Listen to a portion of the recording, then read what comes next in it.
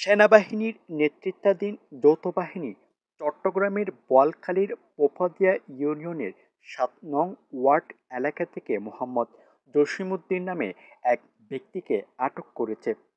সোমবার ১১ই আগস্ট বিকেল ৫টার দিকে যৌথ বাহিনীর একটি টিম জসিমউদ্দিনকে আটক করতে সক্ষম হয়। এই সময় তার কাছ থেকে ৫৫ লিটার দেশি মদ, ২০ পিসি ইয়াবা, একটি লম্বা ছুরি এবং মাদক সেবনের জন্য ব্যবহৃত সরঞ্জাম উদ্ধার করা হয়। প্রাথমিক জিজ্ঞাসাবাদে ওই ব্যক্তি মাদকের সাথে তার জড়িত থাকার কথা স্বীকার করে বলে সেনা সূত্রে জানা যায়। আইনি পদক্ষেপের জন্য তাকে পটিয়া থানায় হস্তান্তর করা হয়। জানা যায়, আটক জসিমউদ্দিন দীর্ঘদিন ধরে বিভিন্ন এলাকায় অবৈধ মাদক ব্যবসা চালিয়ে আসছিল। এদিকে মাদক সিন্ডিকেট ধরতে প্রশাসন দীর্ঘদিন ধরে প্রচেষ্টা চালিয়ে আসছে।